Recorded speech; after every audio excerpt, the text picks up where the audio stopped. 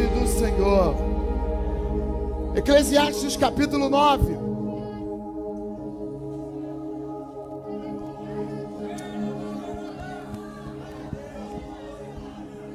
Eclesiastes capítulo 9, versículo 1 em diante.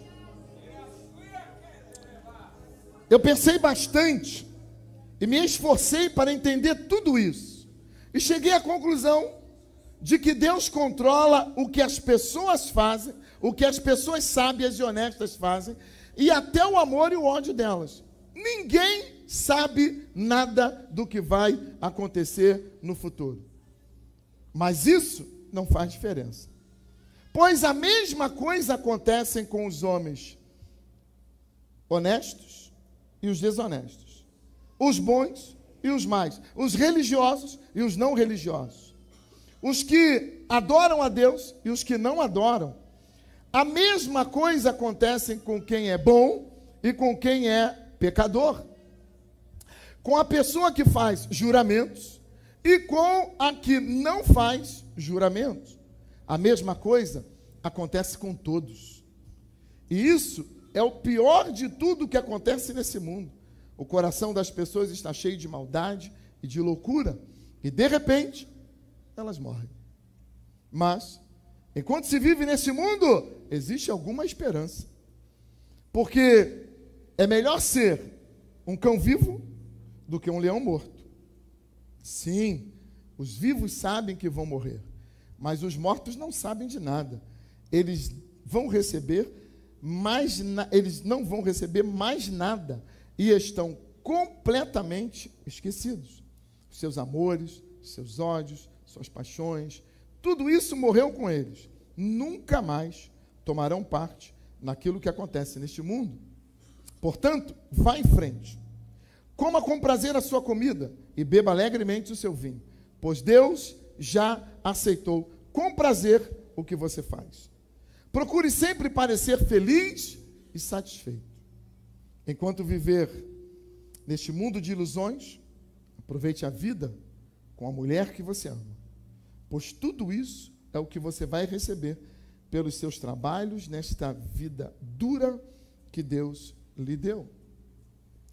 Tudo o que você tiver de fazer, faça o melhor que puder, pois no mundo dos mortos não se faz nada, e ali não existe pensamento, nem conhecimento, nem sabedoria. É para lá que você vai. Eu descobri uma outra coisa nesse mundo.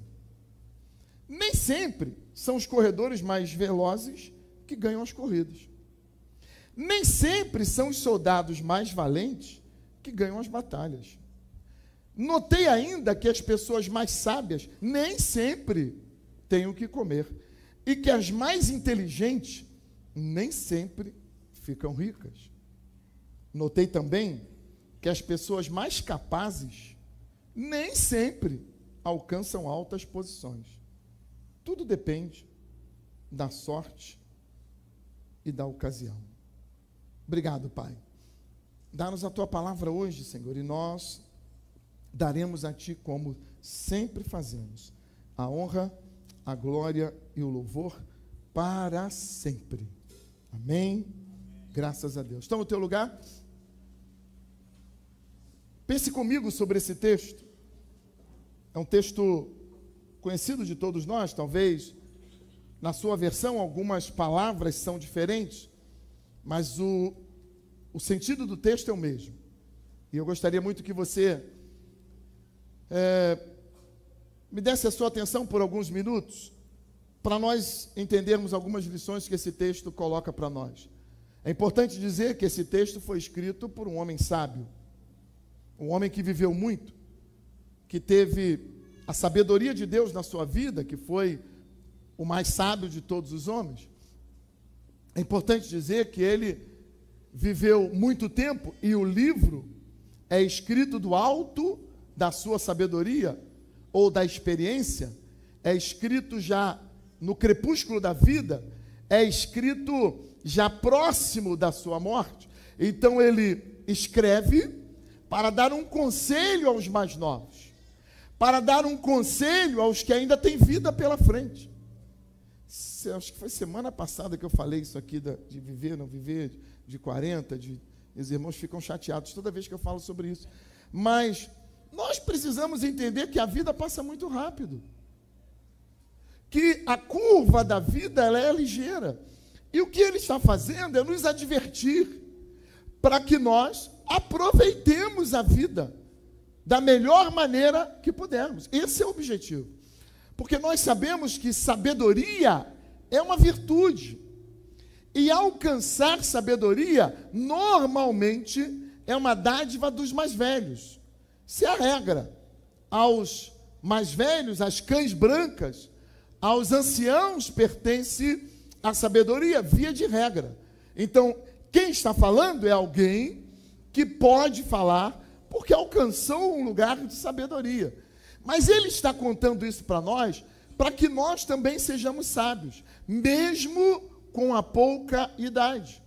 Mesmo nessa condição que nós vivemos, é possível alcançar sabedoria, porque a sabedoria, ela é a soma do conhecimento mais a experiência. Se eu adquirir o conhecimento e aproveitar a experiência alheia, eu posso alcançar a sabedoria, mesmo precocemente. E é disso que ele está falando. Ele está tentando nos advertir, porque a vida vai passar tão rápido, e se nós não tivermos esse entendimento, chegaremos ali na frente e vamos escrever exatamente as coisas que ele escreveu, alertando aos mais novos. Então, o grande problema é que nós, os mais novos, dificilmente queremos aprender com a experiência alheia. Isso é um erro grave que nós, os mais novos, só para me ficar um pouco mais novo, nós, os mais novos, cometemos porque não queremos aprender com a experiência alheia. Nós sempre dizemos o seguinte: não, eu quero viver as minhas próprias experiências. Isso é uma falta de sabedoria, porque se nós olhássemos para a experiência dos mais velhos e junto com o conhecimento que já temos, vivêssemos assim, seríamos mais sábios anteriormente. Então ele está dizendo para nós, preocupado conosco, preocupado com os mais novos da sua época, e ele está escrevendo para nos advertir. E ele deixou vários conselhos, várias verdades escritas nesse texto, só nesse capítulo 9. O livro inteiro é maravilhoso, mas só no capítulo 9, ele deixou muitas pérolas para nós, que eu quero compartilhar rapidamente com você, para que você, acompanhando isso, estude sobre isso. Pense nesse texto, releia ele e veja se ele está certo ou não. Número 1, ele diz o seguinte: ninguém sabe nada. Ninguém sabe nada. Talvez você se aborreça, porque já estudou tanto, e vem alguém agora e diz: cara, nós não sabemos nada. Não sabemos nada. E olha que ele é o ancião. Ele é o homem mais sábio dessa terra. Ele é alguém que adquiriu todo o conhecimento possível para a época dele. Então ele tem conhecimento, mas ele diz, na verdade, ninguém sabe nada sobre o futuro, ninguém sabe nada sobre o que vai acontecer. Em resumo, nós não sabemos de nada, porque aqui está uma virtude. Aqueles que estudam sabem disso. Quanto mais nós nos dedicamos a estudar, quanto mais nós nos dedicamos a aprender, quanto mais nós nos dedicamos ao conhecimento, mais nós descobrimos quão grande é o mundo do conhecimento. Quanto mais você estuda, mais você descobre que está longe de alcançar o conhecimento total. Então, quanto menos você estuda, mais você acha que sabe. Quanto mais você estuda, quanto mais você conhece, mais você percebe que está longe do mundo real, que está longe do mundo do conhecimento, e aí você cada mais se convence de que não sabe absolutamente nada. Há uma frase que é mais ou menos isso: quando você começa a estudar numa universidade ou num curso que você faz, você acha que não sabe. Depois você vai estudando e você descobre que realmente não sabe. E quando você chegar lá na frente, você tem certeza que não sabe de absolutamente nada. E a primeira grande verdade que ele coloca para nós é dizer o seguinte: nós não sabemos de nada. Nada. E você está na igreja, tem liberdade para falar para esse irmão que está do seu lado ali: ó, baixa a bola, você não sabe nada. Nem eu nem você sabemos. Nós não sabemos de nada. Esse poço, ele é muito fundo. Esse poço, ele é tremendo. E quanto mais você aprender, quanto mais você mergulhar, quanto mais você descobrir, mais você vai saber que não sabe, mais você vai se conscientizar. Então, quanto mais você mergulhar nele, mais você será consciente que precisa mergulhar, mergulhar e mergulhar. Aquela palavra da mulher de Samaria, ela é uma verdade absoluta para todos nós. O poço é fundo. Paulo disse que quem poderá conhecer isso? Porque a profundidade das riquezas é muito grande, o conhecimento é muito grande. Então nós não sabemos, por mais que nós já tenhamos aprendido, nós não sabemos nada acerca da vida. Então diga comigo, eu não sei nada. Só metade falou. Diga, eu não sei nada. É porque não sabe mesmo. Amém? Segunda verdade que ele coloca para nós é uma coisa que nós não queremos admitir. A mesma coisa acontece a todos. Tudo acontece igualmente a todos. Não importa quem seja você. A chuva, o vento, o sol, tudo acontece igual a todos. E ele diz assim: as mesmas coisas acontecem com os honestos e com os desonestos. Nós às vezes ficamos revoltados, porque achamos estranho o fato de algumas coisas acontecerem com as pessoas que nós olhamos e, meu Deus, por que isso também acontece com ele? Por que aconteceu com ela? Porque as coisas acontecem e sucedem a todos. O bem e o mal sucedem a todos.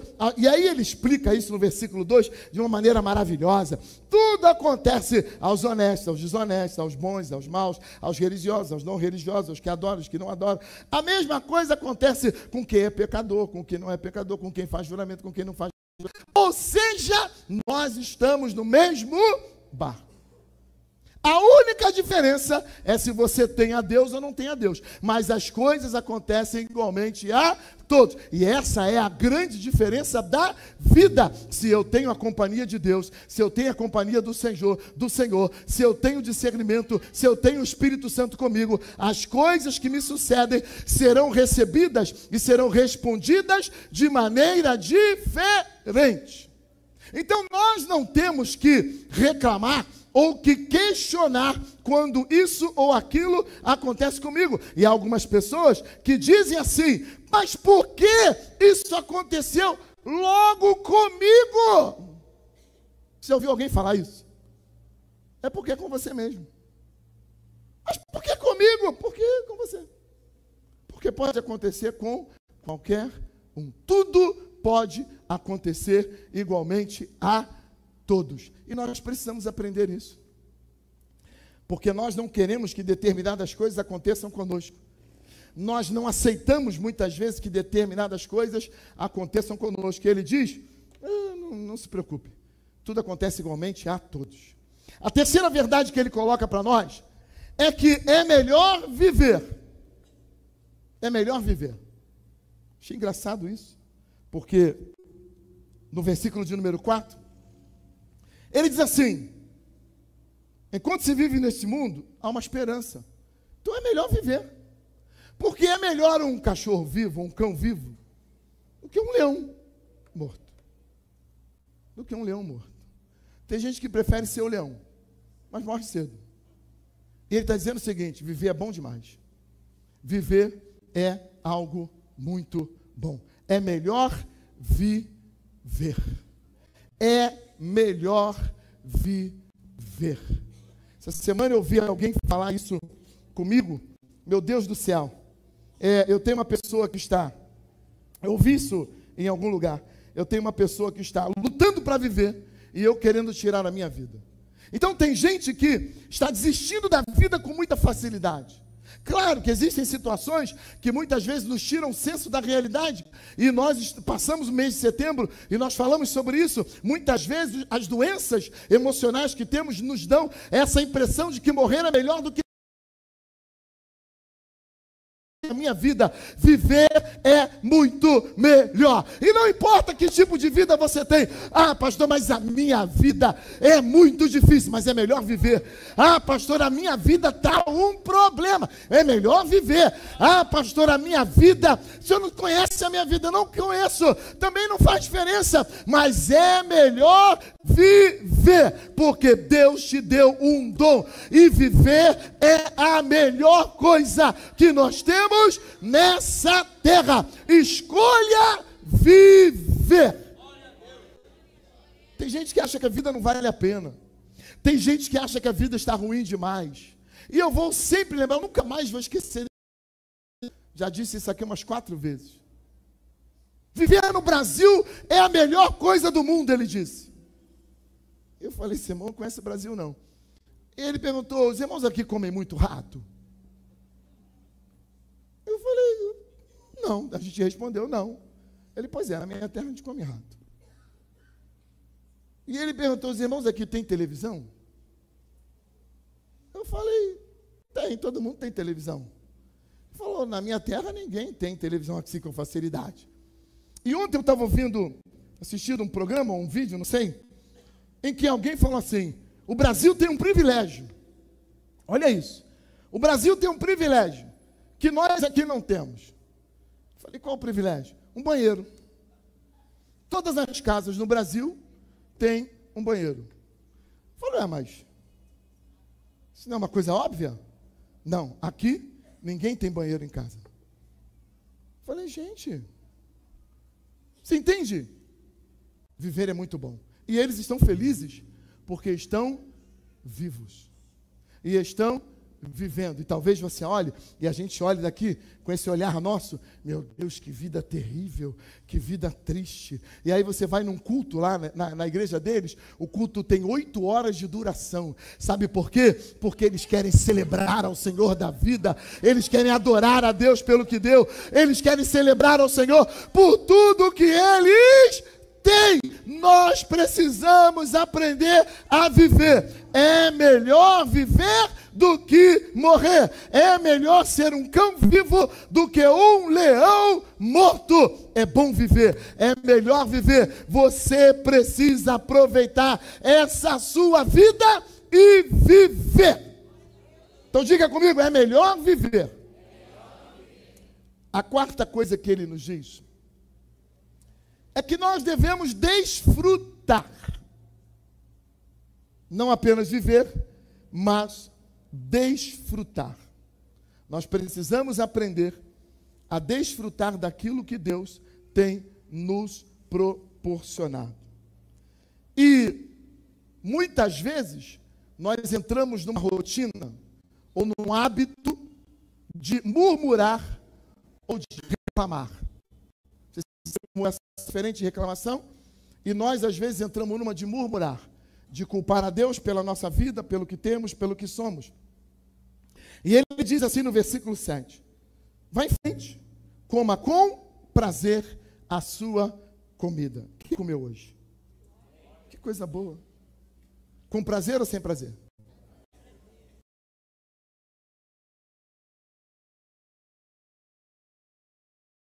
Não. E não importa o que seja. Não importa o que seja. Não importa. Eu vi uma rabada? Não. Não importa se é uma rabada, um mocotó, ou se é um arrozinho com 2 ovos estrelados. Irmãos, você não tem noção do que é um feijãozinho com arroz e 2 ovos estrelados assim, num dia que você está com vontade de comer isso. É bom demais. É bom demais. E não importa qual é a comida, não importa o quanto você tem, mas nós precisamos fazer isso com prazer, com alegria, levantar o pão todos os dias e dizer, obrigado Senhor, porque eu tenho pão para comer, obrigado Senhor, porque o Senhor não tem deixado faltar o pão dessa casa, e comer com alegria.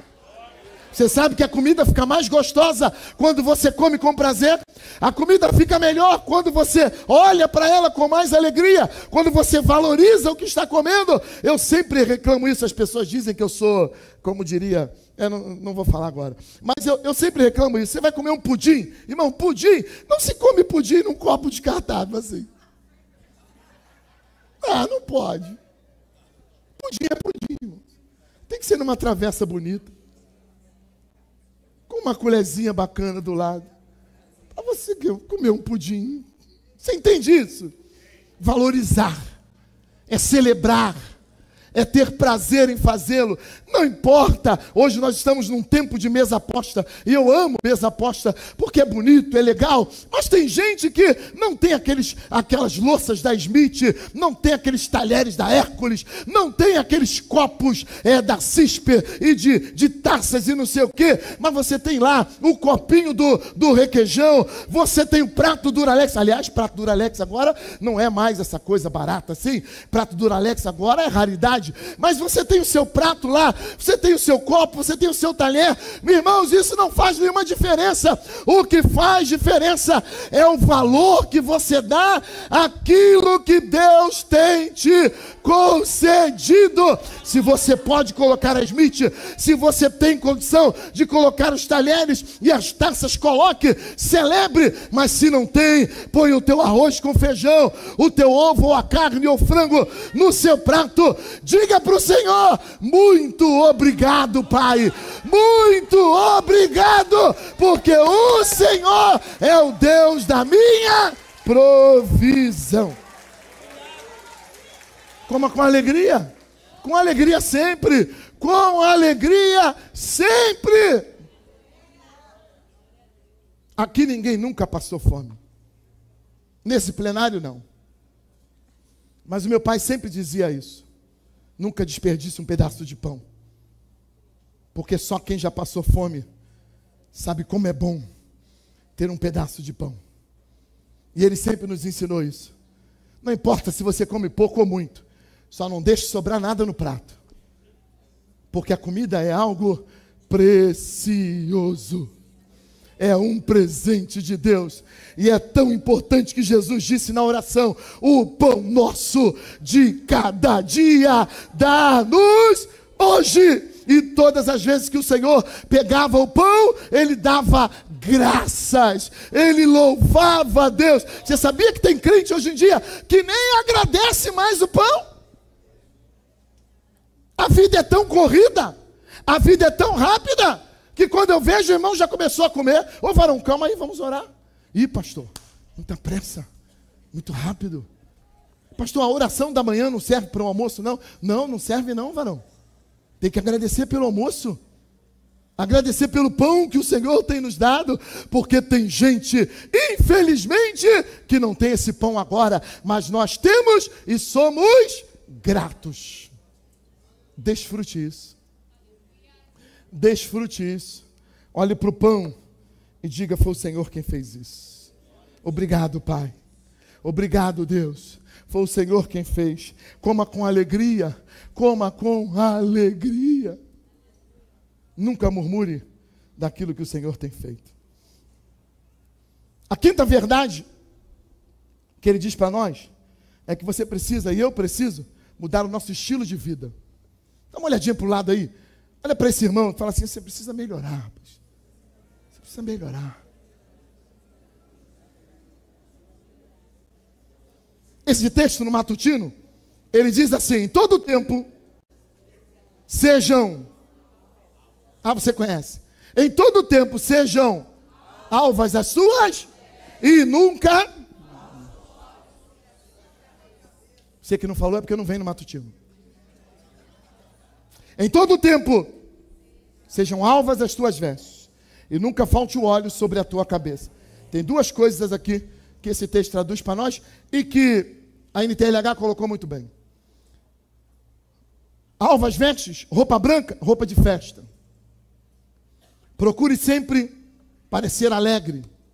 Procure sempre estar alegre. E você precisa saber que a alegria é um sentimento e não uma emoção. A alegria é fruto de uma construção pessoal.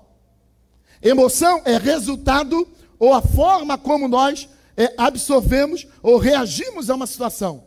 Mas sentimento não. Sentimento é fabricado. Então, ser alegre é uma decisão.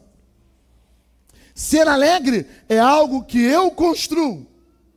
Eu quero ser uma pessoa alegre. E ele está dizendo para nós, tira esse rosto fechado, tira essa coisa esquisita aí e procure parecer feliz. Seja alegre. Você precisa melhorar esse rosto. Tem gente que a gente olha, tem medo, né? Porque a pessoa está sempre com cara fechada, é estranho, você fica com medo de se aproximar, não sabe o que está acontecendo, a gente não sabe se ele não recebeu o salário, se ele ouviu um não da namorada, a gente nunca sabe o que está acontecendo, porque é sempre um semblante esquisito, irmãos, semblante estranho não faz você mais sério, ou mais exigente, ou qualquer outra parecida, não, semblante estranho é só feiura mesmo, e a Bíblia diz que o coração alegre, o coração feliz melhora o rosto. Diga para esse teu irmão, não perde essa não. Fala assim, você pode melhorar. Pode melhorar. A hora que o teu coração fica mais alegre, isso aí melhora. Tem jeito, não precisa de botox, não precisa de cirurgia, não precisa de nada. É só melhorar o coração. É só você se tornar uma pessoa mais alegre. O que eu preciso para ser mais alegre, pastor? Sorria. Sorria, só isso. Sorria. Sorria mais. Sorria mais uma vez. Aprenda a sorrir. Sabe por quê? Porque quando nós nos alegramos, a vida fica melhor. Aprenda a sorrir. Aprenda a sorrir. Tem gente que escolheu viver amuado, triste. Viver introspectivo ou viver fechado, sem alegria. Mas ele está dizendo, para com essa bobagem, a vida está passando. A vida está passando. Você precisa aprender a sorrir. Você precisa ser alegre. Ser alegre. E isso só depende de você. Para ser alegre, você não precisa de dinheiro. Você não precisa de uma casa nova. Você não precisa nem de casar. Para ser alegre, você só precisa se alegrar. Pastor, eu não consigo. Tem um remédio. A alegria do Senhor, ela nos ajuda. Se você não está conseguindo, diga, Senhor, põe um sorriso aqui no meu rosto, Senhor. Põe um sorriso nos meus lábios. O salmista falou isso. Senhor, põe um riso nos meus lábios. Me ajuda, Senhor. Está difícil de sorrir. Mas você precisa sorrir. Que em todo tempo sejam novas as tuas vestes. E nunca falte o óleo. Sabe o que é isso? Amizade. Quantos amigos você tem? Quantas pessoas você tem na sua volta? Com quantas pessoas você interage diariamente? Quantos amigos você tem para desfrutar a vida? Em todo o tempo você precisa ser alegre e ter pessoas. Viver rodeado de amigos, de pessoas. Amados, é muito bom ter amigos. E o sábio disse em Provérbios que é melhor ter um amigo, porque às vezes é melhor um amigo perto do que um irmão que mora longe. Então ter amigos é um privilégio. O óleo na cabeça, só quem põe são os amigos. É um símbolo de amizade. Você precisa de amigos. Fazer amigos sempre. Então, diga assim, eu preciso mudar meu estilo. Mudar de vida. Ser feliz. Ser alegre. E não importa o que você está passando hoje. Não importa se o momento parece que só dá para chorar. Não, dá para sorrir. Dá para sorrir até em meio às desgraças. Porque o sorriso não diz respeito a uma satisfação com a situação, mas é uma alegria que vem de dentro. Então eu posso estar sofrendo muito, mas ainda assim, feliz, sorridente. Amém, amados? Sexto conselho que ele nos dá. Aproveite a vida em família. O que é importante para você? Eu fico e tenho me debatido muito com essa coisa da prioridade. E as pessoas falam assim, mas essas são as minhas prioridades. Eu não consigo entender isso. Porque eu aprendi que prioridade só existe uma. Você pode ter várias prioridades, uma em cada área da vida. Ok. Mas prioridade é o que vem primeiro. Então não dá para ter duas prioridades. Prioridade, é o que vem primeiro. Não sei se você concorda comigo. Se não concordar, depois a gente pode conversar sobre isso. Mas prioridade é a prioridade. E nós temos uma lista de importância. E nessa lista de importância você precisa estabelecer. A gente que dá aula para os novos, a gente sempre fala sobre isso. Qual é a sua lista de coisas importantes? A prioridade eu já sei qual é. Se você está aqui, eu imagino que a sua prioridade, eu sei qual é. Mas eu vou arriscar perguntar. Qual é a sua prioridade? Deus. Você falou outra coisa? Não. Qual é a sua prioridade? Só meia dúzia. Qual é a sua prioridade? É isso aí. Deus. Amarás ao Senhor teu Deus. De todo o teu coração, de toda a tua alma, de todo o teu entendimento. Deus é a primeira coisa na minha vida. Pastor, mas... E a esposa? A esposa é muito legal, mas vem depois de Deus. Porque se eu perdê-la, eu continuo com Deus. Meus filhos são maravilhosos, mas se eu perdê-los, continuo com Deus. Deus é a minha prioridade. Nada, absolutamente, na minha vida é mais importante do que Deus. Então a minha prioridade é Deus. Mas qual é a segunda coisa mais importante na sua vida? E aí eu vejo gente falando muitas coisas. Ah, meu trabalho. Meu ministério. Ah, segunda coisa mais importante na minha vida é o meu futebol. Meu time. E por falar em time, tenha muito cuidado com as músicas que você canta por causa do seu time. Eu tenho ouvido algumas. E tem umas músicas que falam assim: eu já deixei tudo, já deixei família, amores, não sei quem, por causa de você. Tem músicas que a gente canta que coloca o time de futebol acima de tudo e acima de todos. Que Deus tenha misericórdia de nós. No outro dia, eu vi uma torcida cantando uma música que dizia assim: ah, eu tô maluco.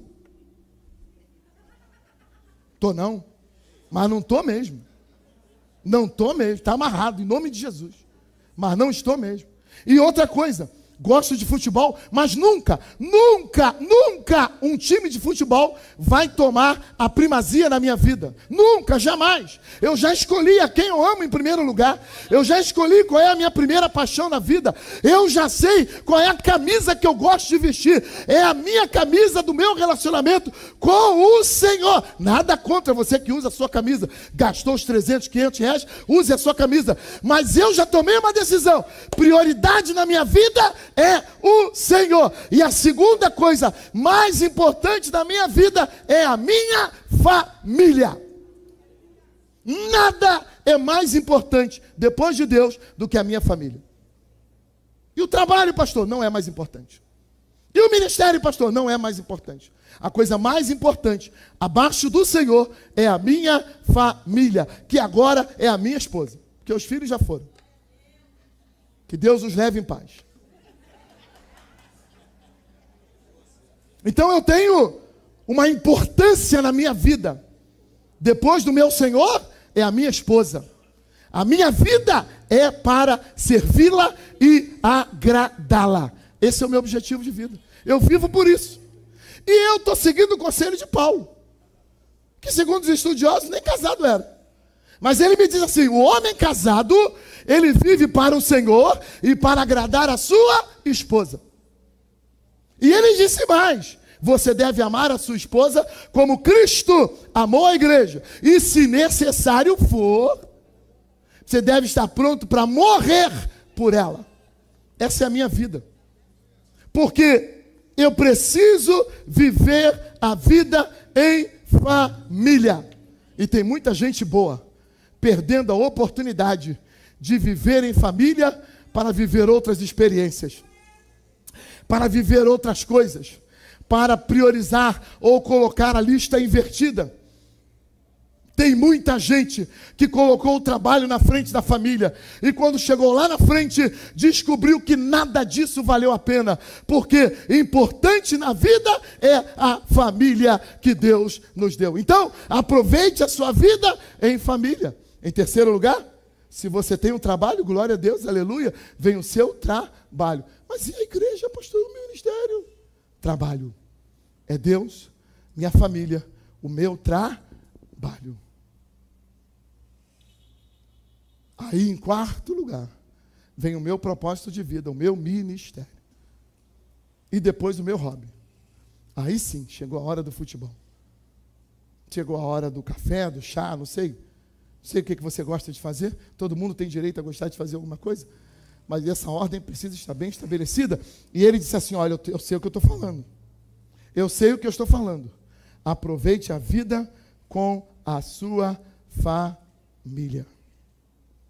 Porque esse mundo é um mundo de ilusões. Preciso ganhar dinheiro, ilusão. Ilusão. Preciso produzir muito, ilusão. Preciso juntar bens, ilusão. Preciso alcançar o poder, ilusão. A melhor coisa que você pode fazer é ter uma família. Quem aqui tem uma família e pode louvar a Deus hoje? Pode bem dizer ao Senhor, Senhor, muito obrigado pela minha família. Você pode aplaudir ao Senhor por isso. Bendito seja o Senhor. Aproveite a sua vida em família. A sétima verdade ou conselho que ele me dá é: faça apenas, você precisa entender isso aqui para não sair daqui falando heresia. Faça apenas o que você deve fazer. Você precisa entender isso. Existem coisas que você precisa fazer. E ele diz assim no versículo 10: tudo o que te vier à mão para fazer, faça-o conforme as tuas forças. Eu já aprendi e vou repetir isso muitas vezes até que a gente aprenda. Tem 3 tipos de coisas que a gente faz. Poderia dizer de problemas, mas na vida são as coisas que a gente tem que fazer. Primeira, são aquelas que são nossas. Problemas que eu preciso resolver. Atividades que eu tenho que fazer. São as minhas coisas. As minhas atividades. Os meus problemas. As minhas necessidades. Todos nós temos. Quem tem boleto aqui para pagar? Ok, somos normais, todos nós temos. Quem tem um trabalho para dar conta, todos nós temos. Quem tem uma vida para cuidar, todos nós temos. Então existem as coisas que são nossas. Os problemas que são os nossos. Existe um outro grupo, que são as coisas que trazem para nós. Que as pessoas pegam e trazem para nós resolvermos. E aí, se nós não vigiamos, de repente, estamos, além dos nossos, cheios de problemas e de atividades que não eram nossas, mas que nós recebemos com alegria. E agora, estamos assoberbados. Estamos completamente atarefados, além do normal, porque estamos fazendo coisas que não são nossas. E nós precisamos aprender a discernir isso. A dizer, não, calma aí. Isso aqui não é meu. Isso aqui é seu. Meu é só isso aqui. Então, eu tenho dever com isso aqui. Isso aqui é seu. Então, você pega o que é dele ou dela e dá para ele ou para ela. Isso aqui é seu, não é meu. Porque as pessoas adoram. Principalmente se você é desses que resolve. Quem conhece alguém que resolve? Conheço uma pessoa, pastor, que resolve tudo. Você coloca na mão dele ou dela, ela resolve, ele resolve. Que maravilha! Todo mundo vai procurar você. E de repente você vai se ver com um problema de todo mundo para resolver, que não são seus. Sabe o que vai acontecer? Sobrecarga, estresse, piripaque. Porque você está fazendo algo que não é seu. E tem o terceiro grupo, que é o que eu vou buscar. Tem gente que, como se não bastasse a vida, ela quer a vida dos outros. E ela vai atrás dos outros para buscar problemas e dificuldades dos outros para ela resolver. Parece que sai de manhã dizendo assim: onde é que tem um problema hoje para eu trazer para mim aqui? Onde é que tem um problema? Você já viu? Eu conheço gente assim, irmãos, que chega, passa na rua, está passando de um lado da Avenida Brasil, tem um problema lá do outro lado, ela para o carro no meio da Avenida Brasil, atravessa a mureta, para ir lá do outro lado buscar um problema que não é dela. E aí depois, pastor, me ajuda em oração, porque eu estou...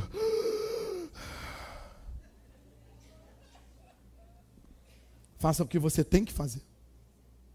O que não é seu, não é seu. Pastor, mas todo mundo traz para mim. Ué, e vão trazer mais. E se eu descobrir que você resolve o problema dos outros, eu levo os meus para você também. Quem não quer alguém que resolva os problemas, irmãos? Quem não quer alguém que resolva os problemas dele ou dela? De graça ainda por cima? Todos nós queremos. Só que tem um detalhe. Se você começar a se sobrecarregar, você não dá conta, nem dos seus, nem dos outros. E daqui a pouco, a vida passou e você perdeu a oportunidade. Faça apenas o que você deve fazer. Amém? Para terminar, eu digo para você, o que ele disse, eu achei isso aqui de um absurdo, terrível. Ele termina esse texto dizendo assim, ó, não adianta nada. Ó, vou te falar logo, para você não estressar. Tudo depende de duas coisas, da sorte e da ocasião. Como assim? Então eu estou me descabelando, eu estou correndo atrás, eu estou me virando, e você diz para mim que não é desse jeito? Ele diz exatamente isso. Tudo depende da sorte. E a sorte aqui, ele está falando da poderosa mão do Senhor, do agir de Deus, do agente sobrenatural. Ele fala assim, tudo depende da mão de Deus e do tempo, da ocasião em que as coisas se dão. Então, não depende exatamente de você. E aí ele fala uma coisa, amados, que é assim, rica.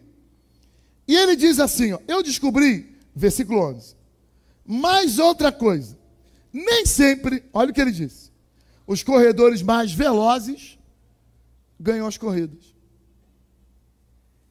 Nem sempre os soldados mais valentes ganham as batalhas. Notei ainda que as pessoas mais sábias nem sempre têm o que comer. E que as mais inteligentes nem sempre ficam ricas. Notei também que as pessoas mais capazes nem sempre alcançam altas posições. Falei, então o mundo acabou. Aí eu lembrei de uma coisa. Falei, não, isso aqui é comigo. Isso aqui sou eu. E eu me descobri aqui, sabe por quê? Porque olhando para esse texto, eu disse, mas calma aí. Eu não sou o mais veloz. Calma aí. Eu não sou o mais valente. Eu não sou o mais sábio. Também não sou o mais inteligente. E eu não sou o mais capaz de todos. Sabe o que isso quer dizer? Que mesmo sendo um improvável, Deus pode ter me escolhido para viver coisas maiores.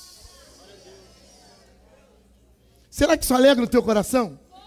Será que, tá bom, se você é sábio, se você é o mais veloz, se você é o mais inteligente, se você é o mais capaz, glória a Deus, aleluia, não discuto com você, mas eu não estou nesse grupo. Eu não sou essa pessoa. E eu conto com o quê? Com a misericórdia do Senhor. Eu conto com a bondade do eterno. E ele disse, através do apóstolo Paulo, ele escolheu as coisas loucas desse mundo, ele escolheu as coisas improváveis para confundir as coisas sábias e as coisas que são. Olhe para o teu lado aí, olhe para esse irmão, para essa irmã e diga assim: isso tem a ver com você, mesmo sendo quem você é, Deus tem algo para a tua vida. Chegar na frente, a gente acha que é do que corre mais, mas Deus diz assim: não é do que eu escolhi. Ficar rico, a gente acha que é dos mais inteligentes. Deus fala assim: não, é quem eu resolvi, né? Porque comigo a lógica é diferente. Eu vim aqui hoje para te dizer que se você também é um improvável, Deus está de olho em você. Fique de pé, em nome de Jesus. Eu quero orar com você, porque eu não sou essa pessoa. E eu fiquei olhando, a princípio eu fiquei chateado com o sábio, mas depois eu olhei direitinho e falei: não, ele está me abençoando. Ele está falando isso para mim, porque eu nunca fui esse mais veloz, eu nunca fui o mais valente, eu nunca fui o mais sábio, nem o mais inteligente, eu nunca fui o mais capaz. Mas o Senhor me escolheu. E Ele fez coisas na minha vida que só Ele poderia ter feito. Por isso que eu cantei no início. Não é sobre você. Não é sobre o que você tem. Porque o que você tem? O que você tem? Hein? O que você tem? Você acha mesmo que é de tanto estudar que você vai entrar naquele lugar? Você acha mesmo que é de tanta inteligência que você tem que você vai fechar aquele negócio? Você acha mesmo que é por causa da sua velocidade que você vai ganhar essa corrida? É porque Ele escolheu você. Ele olhou e achou graça em você. E é por isso que Ele vai fazer. Não porque você merece ou que eu mereça, mas é porque Ele é bom. Isso não nos exime de correr. Isso não nos exime de buscar o conhecimento. Isso não nos exime de nos capacitarmos. Mas isso nos dá certeza que mesmo não sendo 01, o Senhor está conosco. Amém? Que Deus nos abençoe. Em o nome de Jesus. Que Deus tenha compaixão de nós. Que Ele tenha misericórdia de nós e que nós aprendamos com o velho sábio lições que podem fazer toda a diferença na minha e na sua vida. Quero orar com você. Mas quem sabe? Alguém hoje aqui chegou completamente desnorteado, precisando da oração da igreja. Deus, o Espírito Santo te trouxe e você sente a necessidade de receber a oração da igreja. Se você quiser, você pode sair daí e vir à frente. Pastor, eu não tenho nenhuma aliança com Deus ainda e eu quero fazer uma aliança com o Senhor. Você pode sair do teu lugar e vir à frente. Nós vamos orar juntos. Pastor, hoje eu cheguei aqui completamente sem rumo, sem direção, mas o Senhor falou comigo e eu quero a bênção do Eterno para começar nessa semana e quem sabe virar a chave na minha vida. Se você quer a oração, se você quer vir, o altar está aberto para você. Você pode sair do teu lugar e vamos orar juntos em nome de Jesus. Se é com você, você tem a oportunidade de fazer isso. Enquanto cantamos, você sai do teu lugar e vem para cá e nós vamos terminar orando juntos em nome do Senhor. Bendito seja o nome do Eterno. Aleluia. Se você quiser,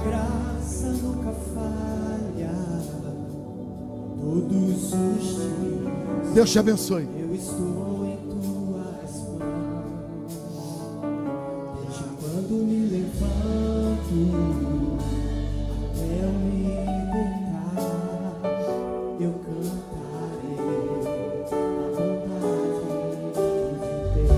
É isso.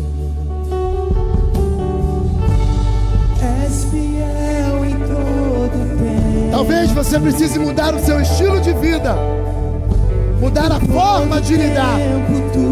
Se é você, tão bom, com todo o fôlego que tenho, eu cantarei a bondade de Deus. Tua doce voz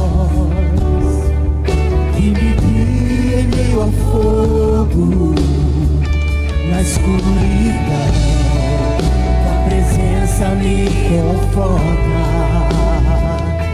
Eu sei que és meu Pai, que amigo és. Eu vivo da bondade de Deus. És fiel em todo tempo,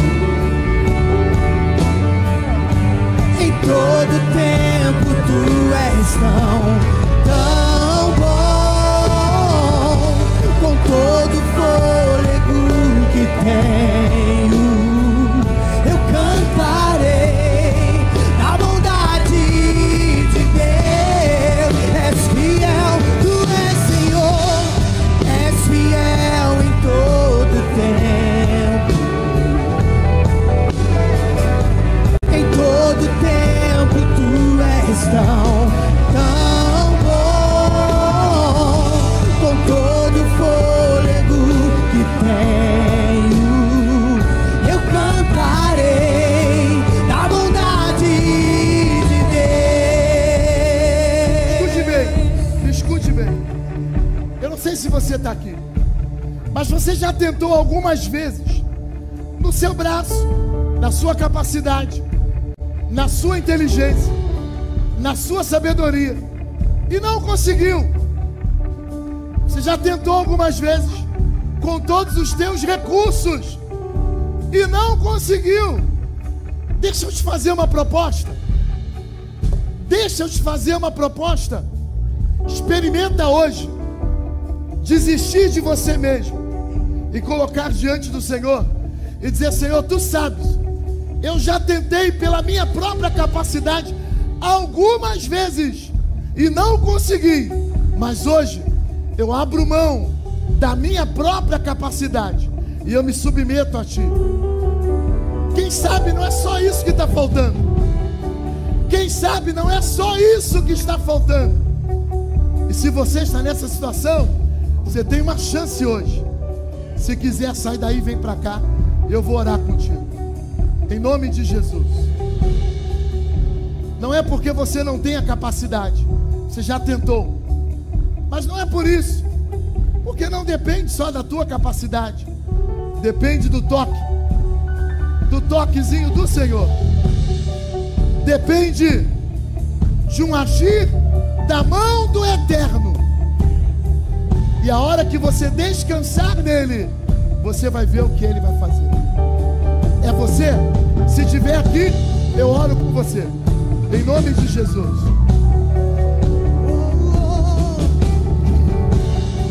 A tua bondade, ela me seguirá todos os dias. Ei, tua bondade me seguirá, Senhor. Tua bondade me seguirá, Senhor. Eu me rendo a Ti, te dou o meu ser, entrego tudo a Ti. Tua bondade me seguirá, Senhor. Tua bondade me seguirá, Senhor. Tua bondade me seguirá, Senhor. Eu me rendo a Ti, te dou o meu ser, entrego tudo a Ti.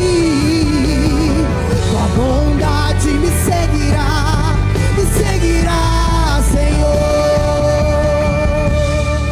Nós colocamos diante de Ti, Senhor, a vida de cada um dos meus irmãos nesse altar. Pai querido, não depende de nós.